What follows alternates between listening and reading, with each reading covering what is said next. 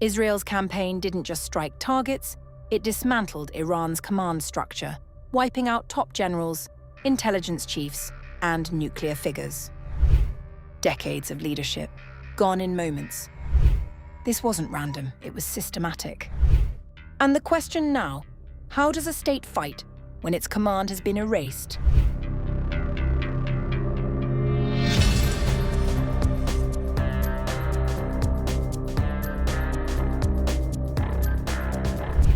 In the space of a few years, and with accelerating intensity during the 12-day war of June 2025 and the subsequent US and Israeli strikes of March 2026, 52 of the Islamic Republic's most senior military, intelligence, and security officials were killed. The list reads not as a collection of isolated operations, but as the methodical unraveling of an entire command structure, one built over decades and dismantled with a precision that few thought possible. These were not peripheral figures.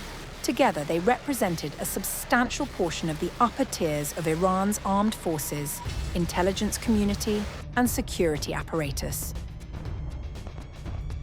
Their deaths inflicted serious damage on the Islamic Revolutionary Guard Corps, eroded key decision-making circles at the highest levels of the state, and revealed an extraordinary depth of intelligence penetration. At the very top of the hierarchy was Ali Khamenei, the supreme leader and commander-in-chief of the armed forces. As the singular authority over all security and military decision-making, his killing dealt an unprecedented blow to the governing structure of the Islamic Republic and shattered the command network of its armed forces in a single moment. Following Khamenei's death, Ali Larijani, Secretary of the Supreme National Security Council, emerged as one of the most prominent figures attempting to manage the resulting crisis. A veteran of both the IRGC and Iranian broadcasting, where he served as chairman for 10 years, Larijani had been appointed to lead the Security Council in the aftermath of the 12-day war. Some within the system believed he was capable of steering the Islamic Republic towards diplomatic engagement. He was killed in an Israeli airstrike on his hideout before any such course could be charted. Ali Shamkhani, Secretary of the Defense Council, the body established after the 12-day war to oversee strategic decision-making beyond purely military structures, was killed during a meeting that has since attracted considerable scrutiny. Two senior figures from Iran's nuclear program were present at the same gathering. In an interview before his death, Shamkhani had admitted regretting not having built a nuclear bomb during his tenure as defense minister. The composition of that final meeting has only deepened the belief that the agenda concerned precisely that. The military's chain of command was dismantled almost simultaneously.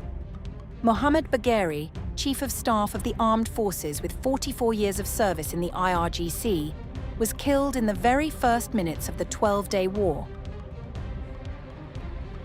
The highest-ranking military official after Khamenei himself, he was responsible for coordinating the IRGC, the regular army, the police force, and the Ministry of Defense.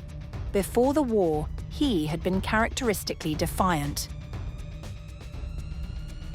He was killed in the opening minutes of the conflict and never witnessed either that war or the one that followed.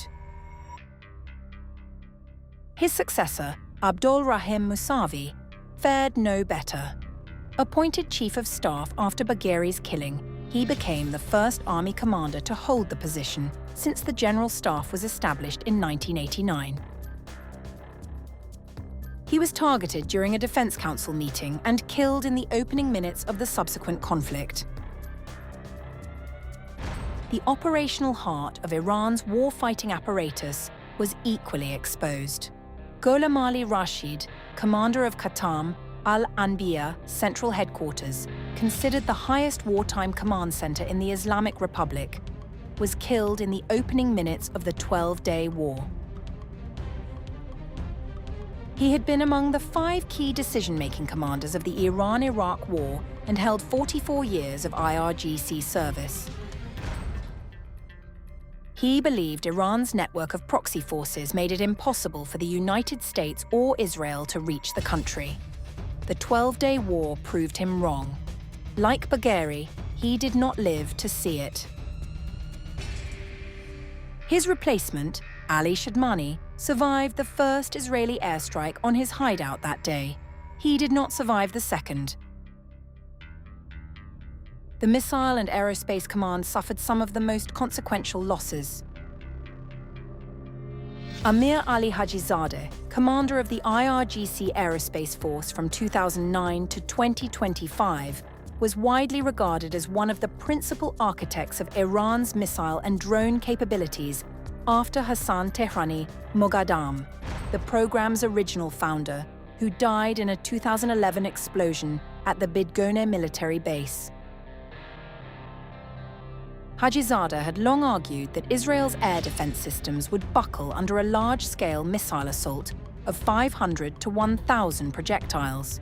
The 12-day war offered a definitive rebuttal. He was killed in the opening minutes. With him died Mahmoud Bagheri, the IRGC's missile commander, whose name had never been officially revealed despite 16 years of leading the division. His counterpart in air defense, Davoud Sheikhian, had previously insisted that Iran's domestically developed systems outperformed Russia's S-400. The conflict rendered that claim moot as well. The intelligence community sustained losses on a comparable scale. Esmail Khatib, Minister of Intelligence, had insisted that Israel's spy network inside Iran had been dismantled. He was killed during the 12-day war. Within roughly 40 days, Israel also killed Mohammad Kazemi, head of the IRGC intelligence organization, lured to a targeted location through a deception operation. Majid Kademi, his successor, and Gholamreza Rezaian, head of the police intelligence body. The combined effect of these killings, alongside the deaths of Khamenei and Armed Forces Chief Mousavi, was broadly equivalent to the simultaneous elimination of a prime minister, a military chief of staff, and the heads of 3 intelligence agencies. The Quds Force, long the centerpiece of Iran's regional strategy, faced sustained attrition over a longer period. Qasem Soleimani, the commander for more than 2 decades and the architect of Iran's proxy network across the Middle East, was killed in a US drone strike at Baghdad International Airport in January 2020. Key lieutenants followed: Mohammad Reza Zahedi in Damascus in April 2024, Abbas Nilfarushan alongside Hassan Nasrallah in Beirut that September, and a string of others across Syria and Lebanon. What the full list of 52 names ultimately documents is not simply the loss of individuals, but the collapse of an institutional architecture that the Islamic Republic spent 4 decades assembling. The command was systematic, so, it appears, was the response.